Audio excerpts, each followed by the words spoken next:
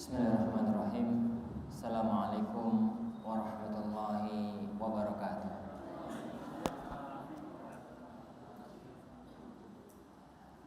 Innal hamdalillah nahmaduhu wa nasta'inuhu wa nastaghfiruh wa na'udzu billahi min shururi anfusina wa sayyiati a'malina.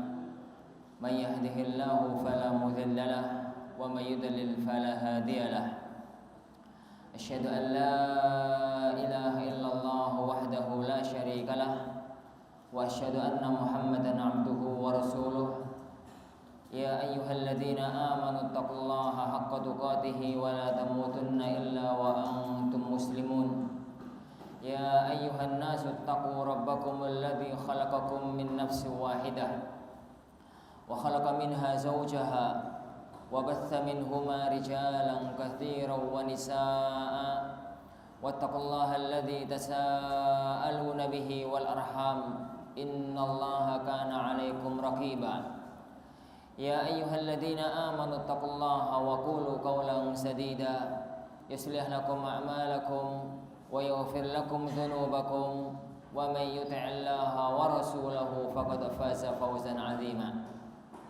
Allahumma salli wa sallim wa barik ala nabiyyina Muhammad wa ala alihi wa ashabihi wa man sara ala nahjihi ila yaumiddin, amma ba'd.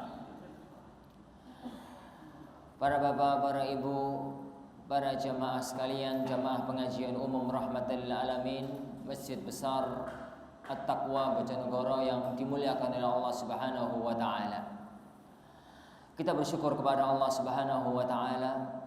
Kita panjatkan untayan syukur kita kepada Allah Subhanahu wa taala yang hanya dengan rahmatnya, hanya dengan taufik, hidayah dan inayahnya, maka Allah Subhanahu wa taala mempertemukan kita di tempat yang mulia ini.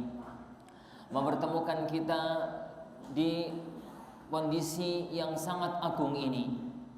Karena pertemuan-pertemuan semacam ini adalah pertemuan yang dirahmati oleh Allah Subhanahu wa taala. Rasulullah sallallahu alaihi wasallam bersabda, "Majtama'a qaumun fi baitin min buyutillah yatluna kitaballah wa yatadarasunahu fima bainahum illa nazalat alaihimur rahmah wa ghasyiyatuhumus sakinah wa haffathumul malaikah wa dzakarahumullahu fi man 'indah." Tidaklah semua kaum, laki-laki maupun perempuan, yang mereka itu berkumpul di salah satu rumah Allah Subhanahu wa taala. Yang kumpulnya mereka di rumah Allah bukan untuk urusan yang lain, bukan untuk membicarakan masalah dunia, bukan untuk masalah-masalah yang lainnya, tapi mereka berkumpul, laki-laki maupun perempuan berkumpul di rumah Allah, tujuannya adalah yatluna kitaballah. Mereka membaca kitabullah azza wa jalla, membaca Al-Quranul Karim, wa yatadarasunahu fima bainahum, lalu mereka pun mempelajarinya, mereka pun mempelajari isinya, mereka pun mentadaburi, merenungi maknanya, untuk kemudian mereka ketahui dan kemudian mereka amalkan, lalu mereka dakwahkan. Orang-orang yang semacam itu, yang kumpul-kumpul di rumah Allah, kemudian membacakan Al-Quran, membaca Al-Quran dan mempelajarinya, maka janji Rasulullah sallallahu alaihi wasallam, illa nazalat alaihimus sakinah, kecuali akan turun kepada mereka ketenangan, wa ghasyiyatuhumur rahmah, dan mereka akan dinaungi oleh kasih sayang Allah Subhanahu wa taala, wa haffathumul malaikah, dan mereka akan dilindungi oleh para malaikat, wa dzakarahumullahu fi man 'indah, dan mereka akan disebut-sebut namanya oleh Allah di alam para malaikatnya. Fa ya subhanallah. Jamaah yang dimuliakan oleh Allah Subhanahu wa taala, seandainya tidak ada keutamaan, seandainya tidak ada kemuliaan, seandainya tidak ada faidah yang kita dapatkan dengan berkumpulnya kita di tempat ini sekarang ini, kecuali apa yang dijanjikan oleh Rasulullah sallallahu alaihi wasallam tadi, niscaya itu sudah merupakan satu kemuliaan yang sangat besar untuk kita semua di hadapan Allah Subhanahu wa taala. Jamaah yang dimuliakan oleh Allah Subhanahu wa taala. Sebagai seorang mukmin yang sejati, kita semua meyakini sesuatu yang amat sangat pasti, bahwasanya kehidupan kita sekarang di dunia ini, sebagaimana dia bukan kehidupan kita yang pertama, dia juga bukan kehidupan kita yang terakhir. Karena seorang manusia semuanya tanpa terkecuali akan melewati 4 masa dalam hidupnya. Masa yang pertama sebelum dia lahir ke alam dunia. Masa apa itu? Tatkala dia hidup di alam rahim. Tatkala dia masih menjadi janin, hidup di rahim ibunda kita masing-masing. Alam yang kedua, tatkala dia terlahir ke alam dunia ini. Dan ini adalah alam kita yang sekarang. Kemudian nanti Allah Subhanahu wa taala akan mentakdirkan kita sesuatu yang pasti, meskipun kita tidak pernah tahu di mana dan kapan itu terjadi. Kita akan meninggalkan alam dunia ini menuju kepada alam transisi, alam barzah, alam kubur, alam penantian untuk menuju alam yang sebenarnya, alam yang sejati, alam yang hakiki, yaitu alam akhirat nanti. Sebagai seorang mukmin, kita menginginkan setiap jenjang kehidupan kita, setiap fase kehidupan kita, kita melewatinya dengan kebahagiaan. Kita tidak melewatinya dengan kesengsaraan. Masa pada waktu kita masih menjadi janin, sudahlah lupakan, karena itu adalah masa yang telah terjadi. Bagaimana kita membangun kebahagiaan hidup kita tatkala kita berada di alam dunia ini? Kemudian kita menyongsong kehidupan kita nanti yang bahagia. Kita mempersiapkan kebahagiaan hidup kita tatkala nanti kita masuk kepada alam barzah dan tatkala kita nanti memasuki alam akhirat. Perhatikan firman Allah Subhanahu wa taala. Sebuah konsep yang sangat mudah tapi perlu untuk kita renungkan bersama. Allah Subhanahu wa taala berfirman dalam surat An-Nahl, "Man 'amila salihan min dzakarin aw untha wa huwa mu'min falanuhyiyannahu hayatan thayyibah wa lanajziyannahum ajrahum bi ahsani ma kanu ya'malun." Dalam surat An-Nahl Allah Subhanahu wa taala berfirman, "Man 'amila salihan", sapane wong sing amal soleh, barang siapa yang berbuat amal soleh, amal kebajikan, min dzakarin au untha, baik dari kalangan kaum laki-laki maupun dari kalangan kaum perempuan, dengan syarat amal soleh itu wa huwa mu'min, dia mengamalkannya karena dia didasari oleh keimanan dia kepada Allah. Wa huwa mu'min. Apabila orang mengamalkan, melakukan dua ini, amal saleh dan beriman, iman dan amal saleh, maka janjinya Allah Subhanahu wa taala, falanuhyiyannahu hayatan thayyibah, niscaya kami Allah akan memberikan kepada dia kehidupan dengan hayatan thayyibah, kehidupan yang baik, kehidupan yang tentram, kehidupan yang sentosa, kehidupan yang bahagia. Itu adalah hayatan thayyibah. Dan nanti di alam akhirat, walanajziyannahum, dan kami Allah akan memberikan balasan kepada mereka, ajrahum, atas amal perbuatan mereka, pahala mereka, bi ahsani ma kanu ya'malun, lebih baik daripada apa yang mereka amalkan.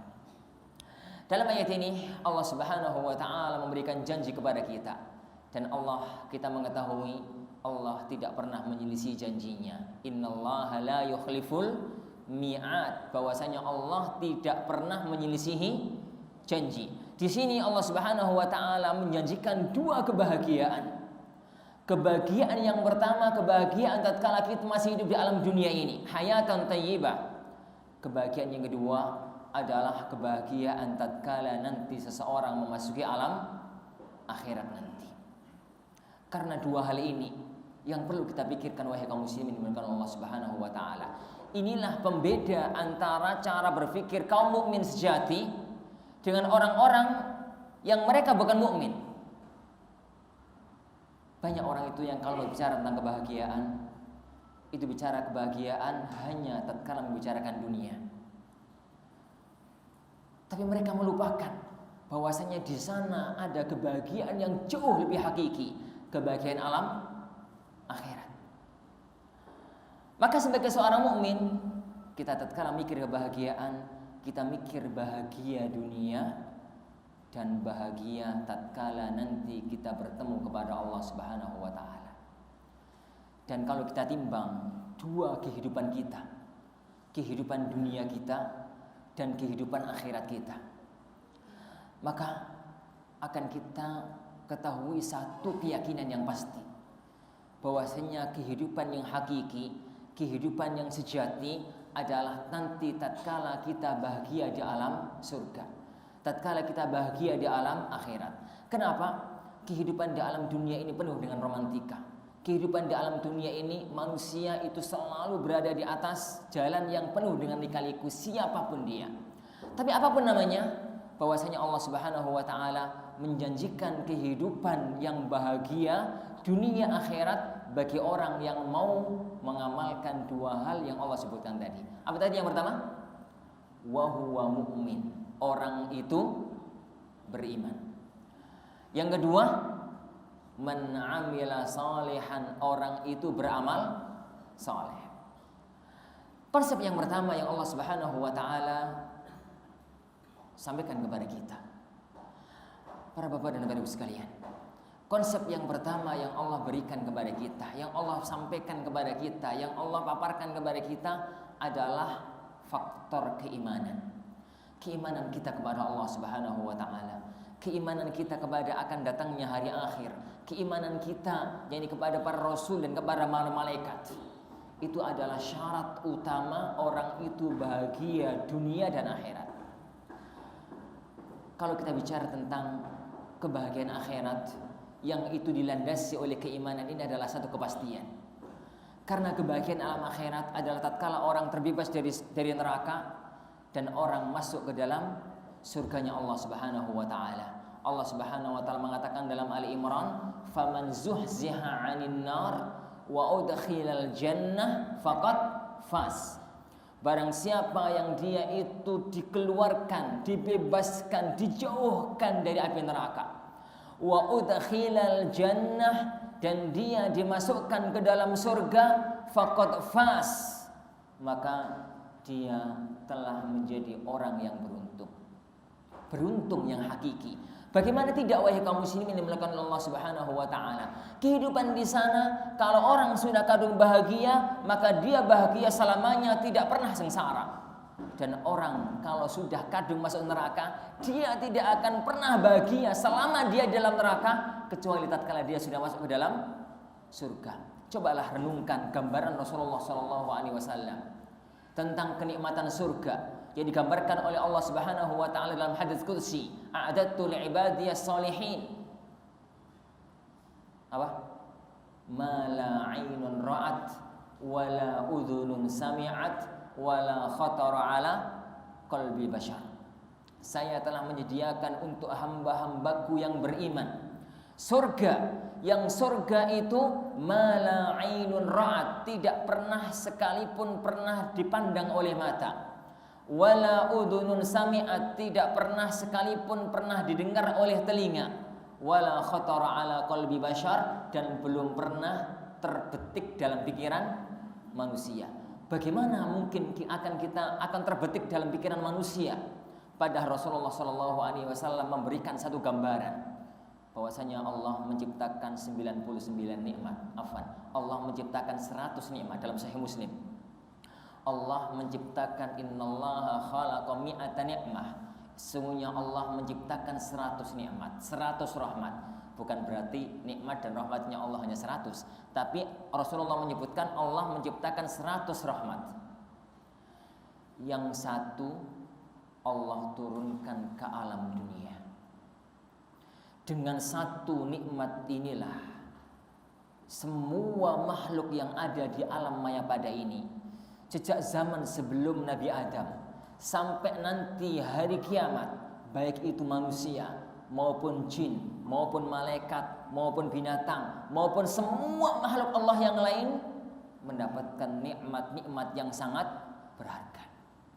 Coba dibayangkan ya kaum muslimin Allah Subhanahu wa taala. Satu nikmat gak pernah habis sejak Allah menciptakan alam semesta, sebelum Nabi Adam tercipta sampai nanti datangnya hari kiamat, itu hanyalah satu nikmat yang Allah turunkan. Yang 99 di mana? Yang 99 dikemanakan? Yang 99 Allah simpan hanya untuk hamba-hambanya nanti di alam surga. Kira-kira bisa digambarkan? Kira-kira bisa dibayangkan? Kira-kira bisa dibandingkan antara kenikmatan dunia dengan kenikmatan surga? Kenikmatan dunia yang kayak sekarang, kalau dulu masa itu pakai kayu bakar, kemudian Allah memberikan nikmat menjadi pakai kompor gas, gitu ya. Allah meninggikan nikmatnya menjadi LPG. Allah meninggikan nikmatnya lagi sekarang menjadi beberapa alat masak pakai listrik. Dan kita tidak pernah tahu apa yang akan Allah persiapkan untuk masa-masa akan datang. Kendaraan pada waktu dahulu kemana-mana pakai kuda, pakai sapi, pakai onta kalau di negeri Arab. Kemudian Allah tinggikan nikmat, ada sepeda pancal. Allah tinggikan nikmat, ada sepeda motor. Allah tinggikan nikmat, ada mobil butut, gitu ya. Allah tinggikan nikmat dengan segala model mobil yang ada pada zaman sekarang. Dan kita nggak pernah tahu apa yang Allah persiapkan untuk masa-masa yang akan datang. Begitu juga dengan semua kenikmatan-kenikmatan Allah di alam dunia ini. Itu semua hanyalah sebagian kecil dari satu nikmat yang Allah turunkan. Sedangkan yang 99 Allah simpan di alam akhirat nanti hanya untuk hamba-hambanya yang beriman. Kebalikannya, tatkala orang tergelincir ke dalam api neraka, tatkala orang masuk ke dalam api neraka, dan kita berlindung kepada Allah Subhanahu wa taala semoga Allah tidak memasukkan kita ke dalam api neraka. Bagaimanakah kira-kira gambaran siksa neraka? Rasulullah pernah menggambarkan ahwanu ahlin nari azaban yaumal qiyamah dalam Sahih Muslim. Penduduk neraka yang paling ringan siksaannya, penduduk neraka yang paling ringan siksaannya itu adalah seseorang yang diletakkan di emperan neraka, di pinggiran neraka. Dia disuruh memakai jamrotani min nar, memakai 2 sandal dari bara api neraka. Orang ini nggak dicemplungkan Allah ke dalam neraka, tubuhnya nggak dibakar, badannya nggak dibakar, nggak dicambuk, nggak disiksa, nggak dilakukan apapun kepada orang ini. Siksanya dia hanya dalam tanda kutip disuruh memakai 2 sandal dari api neraka. Itu aja. Bagaimana gambarnya Rasulullah SAW? Yaghli biha dimahuhu. Dengan 2 sandal api neraka itu otaknya mendidih, kepalanya mendidih. Bisa dengan gambarkan para bapak dan para ibu sekalian, jika ada orang, jika ada satu benda bawahnya terkena api, kemudian bagian atas mendidih, kira-kira bagian tengahnya kayak apa? Bagian tengahnya akan jauh lebih mendidih. Jangan ada seorang pun di antara kita yang celoteh, kalau begitu enak orang itu akan mati. Tidak ada kematian di alam akhirat, karena kematian telah mati. La yamutu fiha wala yahya. Orang yang ada di neraka tidak mati karena mati sudah mati, dan orang itu tidak bisa hidup hakiki karena mereka selalu berada dalam penderitaan. Lah, kunci orang itu nanti selamat di alam akhirat, terbebas dari neraka dan akan masuk ke dalam surga, kunci yang paling utama adalah wahuwa mu'min. Dia beriman kepada Allah Subhanahu wa taala. orang itu beragama Islam karena hanya agama Islam, agama yang Allah ridhoi. Innad dina 'indallahi al-Islam, bahwasanya agama yang ridhoi oleh Allah hanyalah agama Islam. Orang yang mencari agama di luar agama Islam tidak akan ada nilainya di hadapan Allah. Dalam Al-Baqarah Allah Subhanahu wa taala berfirman, "Wa may yabtaghi ghairal islami dina falan yuqbala minhu wa huwa fil akhirati minal khasirin." Barang siapa yang mencari agama di luar agama Islam, maka Allah tidak akan menerima darinya dan dia nanti di akhirat akan termasuk di antara orang-orang yang merugi. Ini adalah faktor keimanan terhadap kebahagiaan alam akhirat. Sekarang kalau di antara jenengan ada yang berpikir, apa pengaruh keimanan dengan kebahagiaan manusia tatkala masih hidup di alam surga? Kalau bicara akhirat, oke lah, kita semua meyakini bahwasanya iman itu adalah fondasi dan faktor dasar utama orang itu akan meraih surga terbebas dari neraka. Tapi bukankah Allah tadi mengatakan dalam surat An-Nahl tadi, iman itu salah satu faktor utama kebahagiaan dunia? Kan itu? Falanuhyiyannahu hayatan thayyibah. Bahwasanya kami akan memberikan kepada dia kebahagiaan hidup dunia, salah satu faktornya adalah dengan keimanan. Cermati dan renungkan jamaah kaum muslimin, jamaah kaum muslimah yang dimuliakan oleh Allah. Orang tatkala hidup di alam dunia ini, Allah memberikan satu garis yang sama. Garis yang sama itu adalah garis romantika kehidupan. Siapapun manusia, siapapun dia, apapun pangkat dan jabatannya, setinggi apapun kedudukannya, sebanyak apapun hartanya, maka manusia itu akan melewati romantika hidup. Kadang-kadang senang, kadang-kadang susah. Itulah manusia. Allah mengatakan dalam surat Al-Anbiya, wa nabluukum bisyarri wal khairi fitnah wa ilaina turja'un. Wa nabluukum, dan kami Allah akan menguji kalian selagi kalian masih hidup di alam dunia, akan menguji kalian dengan apa? Dengan dua. Bisyar, terkadang ujian Allah itu berupa hal-hal yang tidak mengenakan badan, yang tidak menyenangkan hati. Sakit, rezeki cupet, ya kecelakaan, susah hidup, stres, mikirkan pekerjaan dan lain-lain. Bisyar. Terkadang yani ujian Allah itu wal khair, dan dengan kebaikan, kesenangan, kesehatan, rezeki yang luas, kendaraan yang mewah, ini rumah yang luas dan lain-lain. Semuanya itu adalah ujian. Dan kalau kita pikir, sekarang saya tanya, orang yang dia itu kedudukannya di dunia pangkatnya paling tinggi, seorang raja atau presiden atau maharaja, mempunyai kekayaan yang tiada banding, yani mempunyai pangkat jabatan yang tertinggi, segala fasilitas dunia dia dapatkan.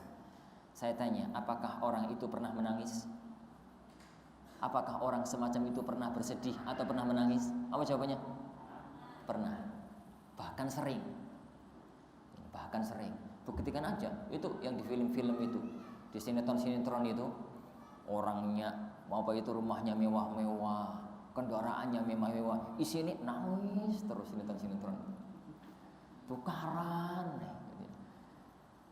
Kebalikannya, orang yang sangat miskin, rumahnya kecil, reot, kalau hujan kehujanan, bukan sekedar bocor, kehujanan, saking nemeni kehujanan.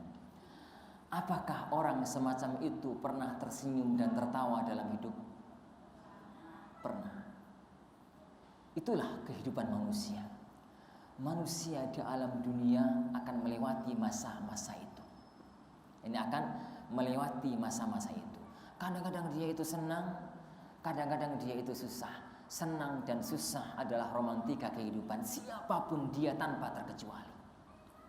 Lah, tatkala manusia itu hidup di dunia ini akan melewati masa-masa itu, maka yang akan menjadikan orang itu bahagia, yang akan menjadikan orang itu tegar menghadapi hidup adalah tatkala dia punya ikatan batin yang kuat dengan Allah Subhanahu wa taala. Tatkala hatinya itu bahagia.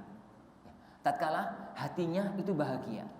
Dalam kondisi apapun, dimanapun dan kemanapun dia akan bahagia, karena kebahagiaan itu ada dalam hati. Karena maaf ini para bapak dan para ibu sekalian, orang hidup di alam dunia, siapapun dia, kalau kita pikir-pikir, yang dia cari itu hanya satu. Apa? Ketentraman batin, kepuasan hati, kebahagiaan hati. Kenapa? Karena siapapun manusia itu kalau kita pikir jatah dunianya itu mirip-mirip. Antara orang miskin dengan orang kaya, antara orang berpangkat dengan orang yang tidak berpangkat, itu jatah dunianya itu mirip-mirip. Percaya nggak? Coba kita renungkan sebentar. Orang yang miskin kalau makan sehari berapa kali, Pak? 3 kali. Orang kaya berapa kali? 3 kali. Orang miskin kalau makan sekali berapa piring? 1 piring. Orang kaya 1 piring. Orang miskin kalau minum sekali berapa gelas? 1 gelas. Orang kaya 1 gelas. Orang miskin kalau tidur 8 jam. Orang kaya tambah gak iso turu kakek dunya. Ini 8 jam maksimal. Ini 8 jam maksimal. Kehidupan di alam dunia Allah atur semacam itu. Allah menjadikan bahagia itu di hati. Ya. Dan kebahagiaan ada di hati itu inti yang paling utama adalah tatkala hatinya terikat kuat dengan Allah Subhanahu wa taala. Oleh karena itu, orang yang punya ikatan batin dengan Allah yang kuat, kondisi apapun dia itu akan bahagia. Itulah rahasia sabda Rasulullah sallallahu alaihi wasallam, ajaban li amril mu'min, inna amrahu kullahu khair, in asabathu sarra'u syakar fahuwa khairul lah, wa in asabathu dharra'u sabar fahuwa khairul lah, fadzalika la yakunu illa lil mu'min. Alangkah mengherankannya perkara seorang mukmin, kata Rasulullah. Orang mukmin itu sangat mengherankan urusannya. Insyaallah kita adalah termasuk di antara mereka. Kenapa? Kondisi apapun dia itu bahagia, dia itu senang. Kenapa? Kalau dia sedang senang, maka dia syukur. In asabathu sarra'u syakar fahuwa khairul lah. Jika dia itu sedang tertimpa kesenangan, mendapatkan kesenangan, dia syukur. Dan kesyukurannya itu akan menjadi kebaikan untuk dirinya. Kebalikannya, wa in asabathu dharra'u sabar. Apabila dia itu suatu ketika tertimpa musibah, maka dia itu bersabar. Fahuwa khairul lah, dan kesabaran itu adalah sesuatu yang baik bagi dia. Intinya, dalam kondisi apapun, tatkala hatinya manusia itu ikatannya dengan batin dengan Allah itu kuat, maka dia akan bisa berbahagia. Karena dia tahu dunia hanyalah sementara. Waktu orang itu diuji, kadang-kadang orang itu senang, kadang-kadang orang itu susah. Yang penting manusia adalah melewati hidup, kemudian dia akan mempersiapkan kehidupan alam akhirat nanti. Orang bisa bahagia dengan kemiskinan, orang bisa bahagia dengan kekayaan, orang bahagia dengan menjadi rakyat jelata. Orang juga bisa bahagia dengan tatkala menjadi penguasa, tergantung bagaimana hatinya. Tatkala dia ditimpa kesenangan, dia bahagia. Tatkala ditimpa kesusahan, dia bahagia. Yang penting pada zaman dalam hidup orang itu adalah adaptasi dengan kondisi. mengendalikan hati bahwasanya itu adalah ketentuan Allah, dia ridho dan pasrah dengan ketentuan Allah Subhanahu wa taala sambil mengharapkan pahala dari Allah dan menggunakan kondisinya untuk mengharapkan surganya Allah Subhanahu wa taala. Kita contohkan gambaran yang sangat mudah. Lihat kehidupan para sahabat, para jamaah sekalian. Para sahabat itu kan ada orang-orang yang kaya raya. Semacam siapa? Abdurrahman bin Auf. Abdurrahman bin Auf itu pada waktu meninggal dunia, harta cashnya saja itu 8 triliun. Itu duit cash. Belum rumah, belum kebun, belum kendaraan, belum apa. Cashnya itu pada waktu meninggal dunia itu 8 triliun, 8 T. Itu Abdurrahman bin Auf, Abu Bakar, yang lain-lain. Tapi di kalangan para sahabat ada orang-orang yang miskin papa. Semacam siapa? Bilal, Ammar, dan yang lain. Mereka semua adalah orang-orang yang bahagia. Kenapa? Karena mereka mampu mengendalikan hatinya. Tatkala dia kaya, dia mengendalikan kekayaannya dengan hati. Tatkala dia miskin, dia mengendalikan kemiskinannya dengan hati. Untuk menuju kepada Allah, menggunakan kondisinya untuk menuju kepada Allah Subhanahu wa taala. Profesor Hamka pernah menceritakan tentang istri beliau tercinta. Ya, tentang istri beliau tercinta. Pada waktu beliau masih di Sumatera, beliau itu adalah orang miskin sebelum pindah ke Jakarta. Rumahnya kecil, reot, gitu ya. Rumahnya kecil, reot. Suatu hari, anaknya banyak, kecil-kecil gitu banyak. Masih awal-awal rumah tangga. Suatu hari hujan deras sekali. Jadi hujan deras sekali. Rumah bukan sekedar bocor, hujanan, saking banyaknya yang bocor. Bocor itu gak karu-karuan. Anaknya karena belum tidur menggigil kedinginan, karena mau tidur dimanapun bocor. Apa yang dilakukan ini oleh istri ini Buya Hamka? Beliau segera adaptasi dengan kondisi. Karena beliau meyakini kebahagiaan itu dalam hati. Kondisi apapun yang penting bahagia. Menjadikan kondisi itu untuk tidak menggerutu, untuk tetap senang. Akhirnya dengan kesenangan itu dia mendapatkan ridha dari Allah Subhanahu wa taala, dan kondisi itu menjadikan dia berpahala. Karena dilewati dengan kesabaran, dan kesabaran akan berbahagia dan akan menjadikan orang itu berpahala. Apa yang dilakukan? Segera ngambil bak ini. Segera ngambil bak, kemudian trocohan banjir bocor itu diwadahi dengan bak itu, akhirnya kan banyak gitu ya. Ngambil kertas, kemudian buatkan perahu-perahuan, kemudian anak-anaknya dipanggil, "Nak, sini lihat ada laut dan ada perahu." Gitu. Akhirnya anak-anaknya main gitu, hilang perasaan takut dan ngeri karena hujan, suasana ganti cerah.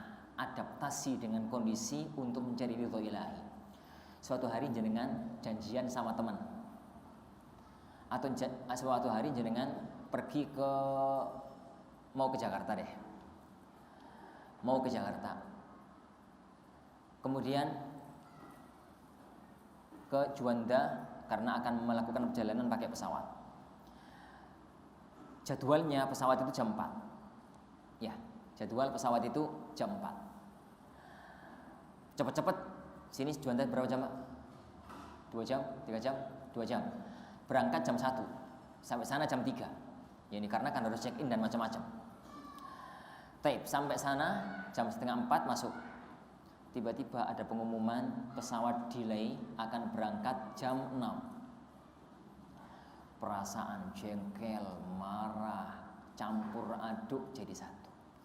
Dalam kondisi semacam itu para jamaah sekalian, kalau kebahagiaan jenengan ada dalam hati, akan dengan cepat menguasai kondisi untuk menjadikan kondisi itu membahagiakan diri, mendapatkan ridho ilahi, untuk mendapatkan keridhaan dari Allah Subhanahu wa taala. Bagaimana caranya? Segera gunakan waktu 2 jam itu untuk mendapatkan pahala dari Allah Subhanahu wa taala, dan melewati waktu itu dengan ketenangan batin dan ketentraman hati. Gimana caranya? Alah, kalau jenengan itu 2 jam itu yang diisi gerutu, kurang ajar nih. Ini kurang ajar. Jenengan ngomong kurang ajar 2 jam itu loh, nggak akan mempercepat pesawat. Wong delay tetap delay. Dipakai tidur capek, dipakai bengong capek, gitu. Mau ngobrol sama siapa nggak punya teman, wong dewian di bandara. Dalam kondisi itu para jamaah sekalian, kuasailah diri, gunakan kondisi apapun, hubungkan dengan Allah. Insya Allah ini ada hikmah yang besar. Yang penting waktu ini saya tentram dan bahagia, gunakan untuk menggapai ridho ilahi. Gimana caranya? Gimana caranya? Ambil mushaf, ambil Al-Quran, dan baca Al-Quran di tempat itu sejam, 2 jam. 2 jam itu akan lewat dengan cepat. Tidak terasa ada pengumuman bagi penumpang pesawat di Jakarta silahkan naik, tanpa terasa. Dan kita telah mendapatkan pahala besar sekali telah membaca Al-Quran selama 2 jam. Yang waktu mencari waktu untuk membaca Al-Quran 2 jam itu nggak sembarangan loh Pak. Itu kalau nggak nyempatkan waktu itu nggak bisa loh. Kapan? Coba jangan pikir 2 jam loh mencari waktu untuk baca Quran loh.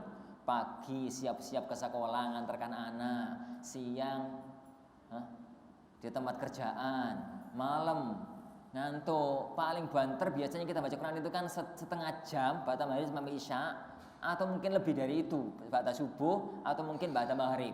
2 jam itu jarang. 2 jam itu jarang sekali sampai menyempatkan waktu. Ini Allah berikan kepada kita kesempatan 2 jam penuh untuk baca Al-Quran. 2 jam kita lewati dengan ketentraman hati, 2 jam kita lewati dengan bahagia, 2 jam akan terlewat dengan pahala. Kondisi apapun, bahagiakan hati, ikatkan diri kepada Allah Subhanahu wa Ta'ala. Itulah rahasia kita tatkala Allah Subhanahu wa Ta'ala mengatakan wa huwa mu'min. Baik, waktu mepet. Yang kedua, konsep yang kedua, tatkala seseorang itu ingin bahagia setelah dia mempunyai ikatan batin dengan Allah Subhanahu wa Ta'ala, ikatannya dia kuat kepada Allah Subhanahu wa Ta'ala. Karena ikatan dia yang kuat kepada Allah, kalau dia berhasil dalam hidup dia nggak sombong. Kalau dia kurang berhasil atau gagal dalam hidup dia nggak putus asa. Dia yakin semuanya adalah karena ketentuan dari Allah Subhanahu wa Ta'ala. Kemudian ditambah dengan man amila salihan min dzakarin au untha, orang itu beramal soleh. Beramal soleh yang hubungannya dengan Allah, yang berupa apa? Apa? Amal soleh yang hubungannya dengan Allah, ibadah, sholat kita, puasa kita, haji kita, baca Al-Quran kita, zikir kita, dan yang lainnya. Amal soleh hubungannya adalah antara kita dengan Allah Subhanahu wa Ta'ala. Amal soleh yang hubungannya antara kita dengan Allah Subhanahu wa Ta'ala akan memperkuat iman kita kepada Allah, menjadikan iman kita, hubungan kita dengan Allah semakin mantap dari waktu ke waktu. Oleh karena itu Allah selalu memberikan kepada kita syariat untuk tidak pernah melupakan hubungan dengan Allah. Coba jangan perhatikan, per detik, per langkah kita itu Allah dan Rasulnya menjadikan kita nggak lupa dengan Allah. Bangun tidur, apa? Doa. Ini bangun tidur, pertama kali orang itu membuka mata, maka dia berdoa, alhamdulillahilladzi ahyana ba'da ma amatana wa ilaihi nusyur. Setelah itu yang dilakukan oleh orang kalau setelah bangun tidur apa? Apa Pak? Apa Bu? Pipis. Rata-rata orang itu kalau bangun tidur kan pipis. Masuk kamar mandi, ada amal solehnya, yaitu doa. Kan itu bismillah Allahumma inni a'udzubika minal khubuthi wal khaba'is. Ada amal solehnya, kaki kiri dan macam-macam gitu ya. Taib. Di dalam kamar mandi ada aturannya, tata cara buang hajat itu ada amal solehnya, mengingatkan kita kepada Allah. Keluar kamar mandi ada amal solehnya. Ada amal solehnya apa? Doa, ghufranak. Setelah itu tahu Pak? Setelah dari kamar mandi apa? Salat witir. Kan itu toh. Salat witir toh. Masa tang ini kerinan kan enggak pantas gitu ya. Salat witir, salat malam gitu. Salat malam ibadah. Terus salat subuh. Ini, salat subuh. Salat subuh dan macam-macamnya itu adalah rangkaian ibadah. Aktivitas, mulai kita melakukan aktivitas. Aktivitas pertama dunia apa? Sarapan. Sarapan itu Allah juga mengkaitkan sarapan kita dengan Allah. Apa itu? Ya, basmalah. Dan pergerakan kita selalu diikuti dengan zikir. Pakai baju, lepas baju, mau makan, selesai makan, keluar rumah, masuk pasar, keluar pasar, semuanya kan ada zikirnya. Belum zikir-zikir yang umum. Kenapa? Allah seakan-akan ingin mengatakan, saya ingatkan kamu dengan amal soleh supaya imanmu semakin kuat. Itu adalah amal soleh yang kaitannya antara kita dengan Allah Subhanahu wa Ta'ala. Yang kedua, amal soleh yang kaitannya antara kita dengan sesama. Allah dan Rasulnya tidak hanya menginginkan kita itu beramal soleh hanya kepada Allah, hablum minallah saja, tidak.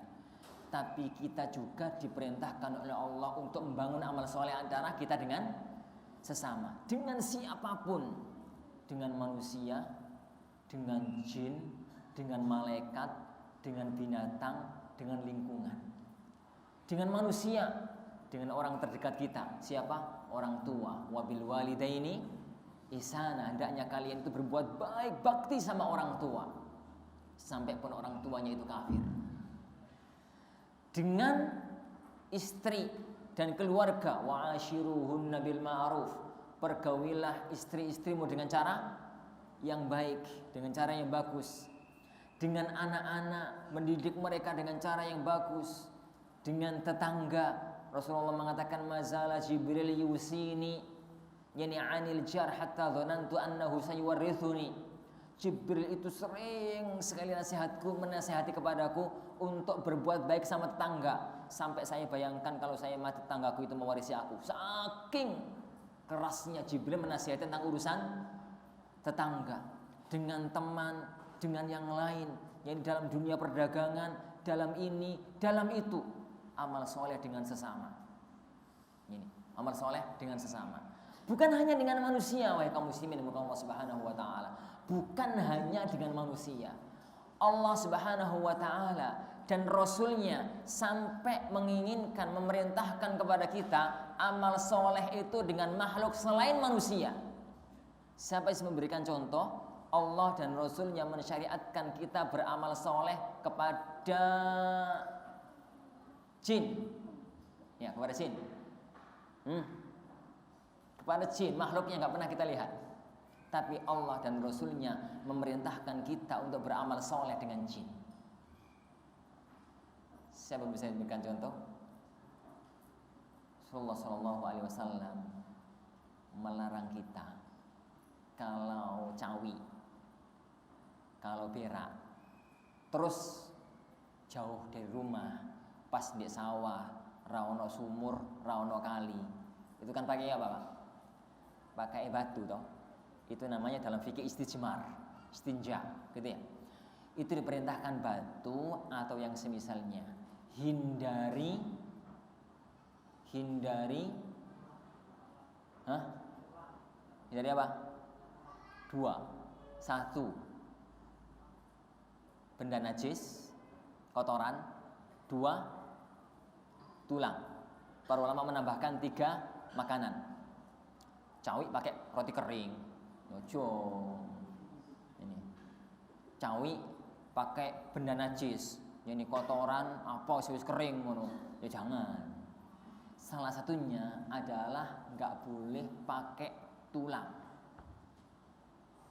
Kenapa? Rasulullah dalam Sahih Muslim pernah ditanya, ya Rasulullah, fama balul azam?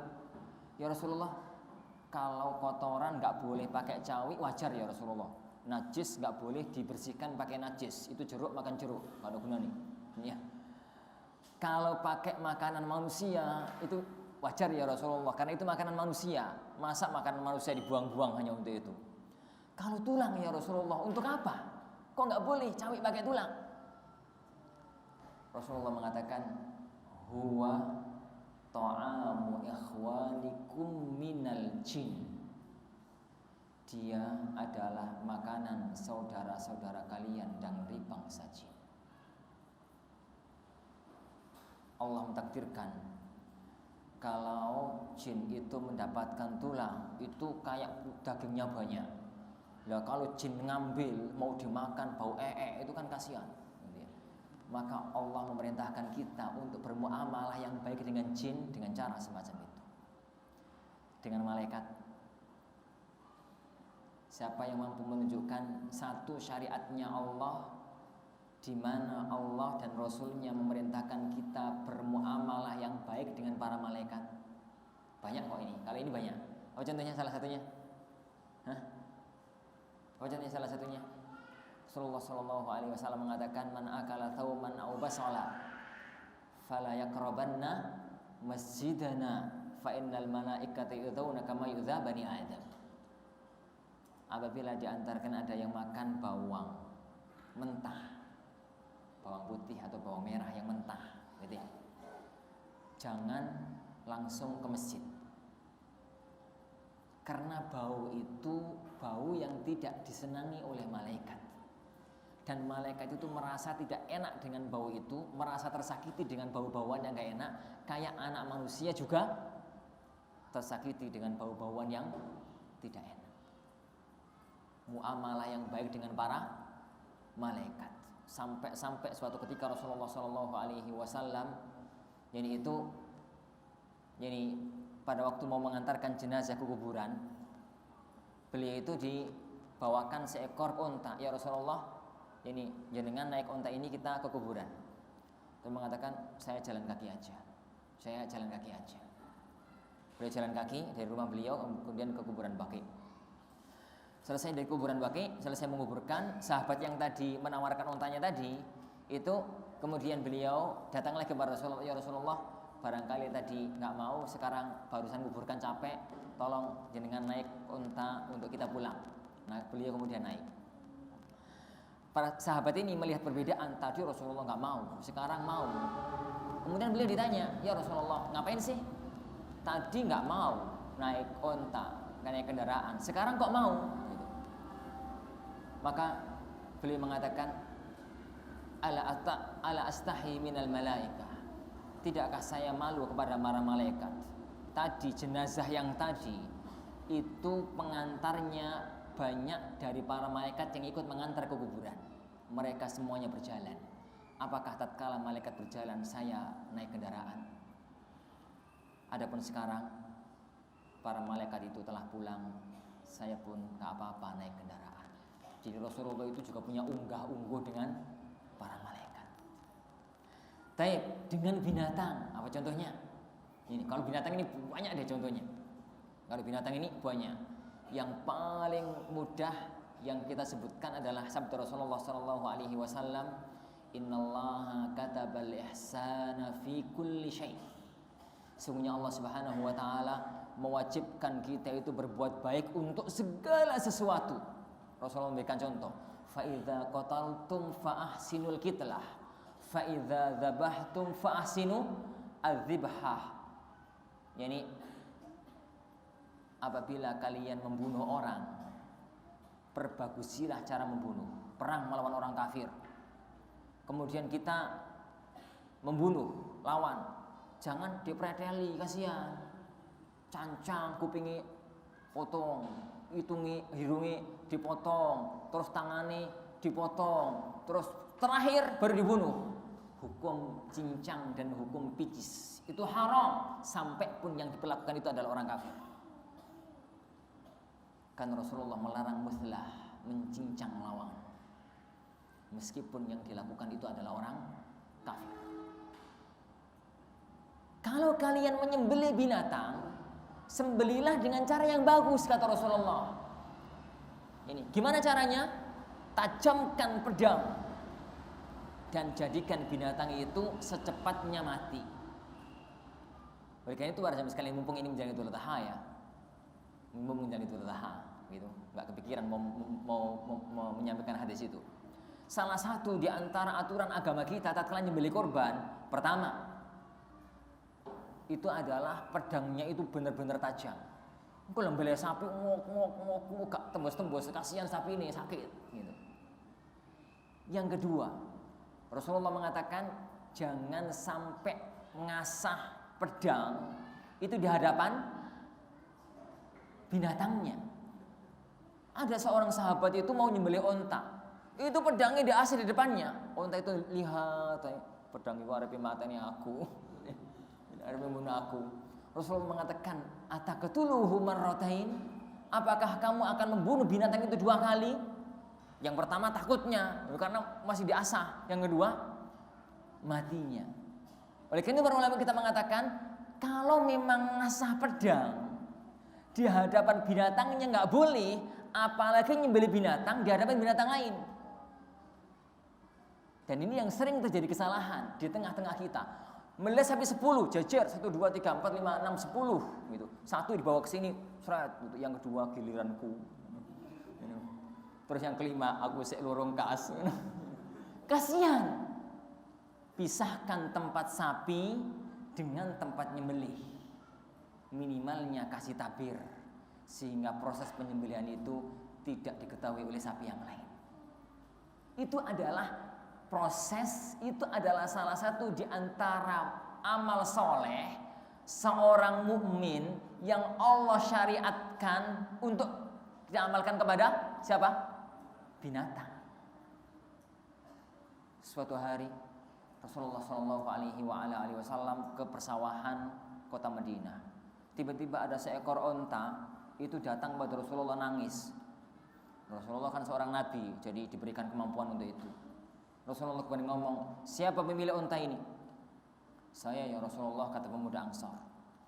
Rasulullah mengatakan, unta ini barusan wadul kepadaku. Dia mengatakan, kamu kurang ngurus sama dia, kamu kurang perhatian kepada makanan dia, dan pekerjaannya terlalu berat. Takutlah kamu kepada Allah. Kalau kamu butuh dia, rawat dia dan beri beban semampunya. Kalau kamu nggak butuh dia, lepaskan dia. Ada orang masuk neraka gara-gara apa? Nyekap kucing, kan itu. Nyekap kucing, kucing itu diikat, gitu. Gak dikasih makan, juga gak dilepas, maka dia masuk ke dalam neraka.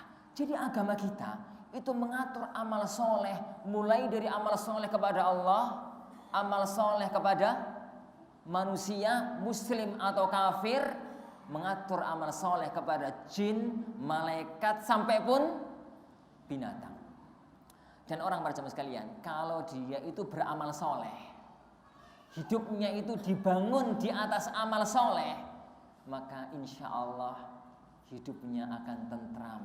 Gak akan ada orang yang benci sama dia, ganggu sama dia. Karena manusia itu kan hukum sebab akibat toh. Dia ganggu, dia dimusuhi.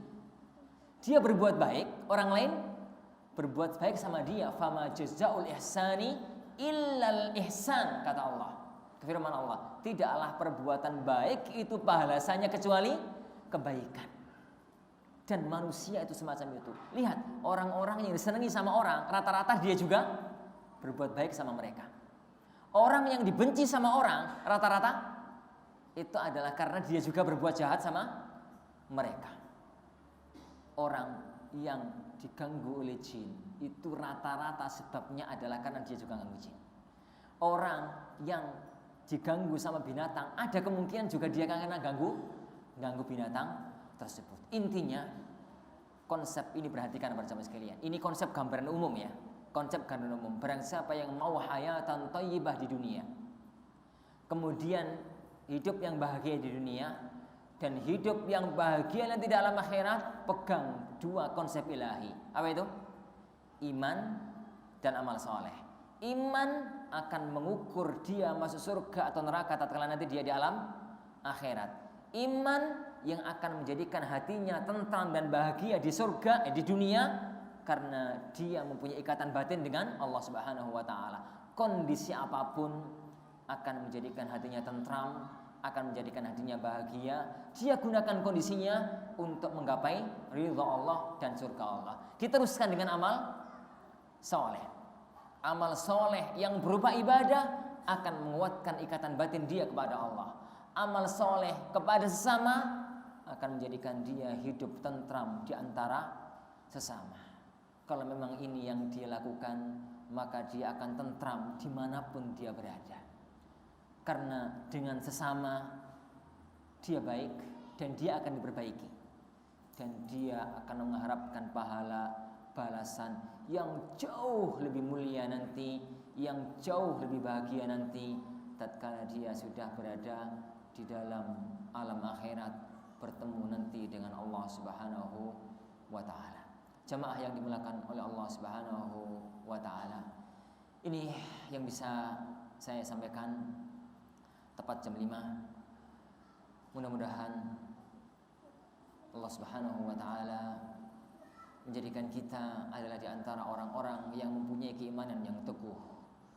Menjadikan kita adalah di antara orang-orang yang memiliki keimanan yang mapan, sehingga itu akan mengendalikan kebahagiaan kita dunia dan akhirat. Dan semoga Allah Subhanahu wa taala menuntun hati kita, menuntun langkah kita, menuntun batin kita dan keluarga kita untuk senantiasa beramal soleh, yang itu nanti akan menjadikan kita tentram hidup di dunia, dan itu yang akan menjadi ukuran tingginya derajat kita nanti tatkala kita bertemu kepada Allah Subhanahu wa taala nanti di alam surga. Kita akhiri majelis kita pada pertemuan kita kali ini. Jika ada benarnya maka itu datangnya dari Allah, dan jika ada salahnya maka itu adalah karena kelemahan saya pribadi dan nasihat dari jenengan semua sangat. Saya harapkan kita akhiri dengan doa kafaratul majelis. Subhanakallahumma bihamdik, asyhadu an la ilaha illa anta, astaghfiruka wa atubu ilaik. Wassallallahu wasallam wa baraka ala nabiyyina Muhammad. Assalamualaikum warahmatullahi wabarakatuh.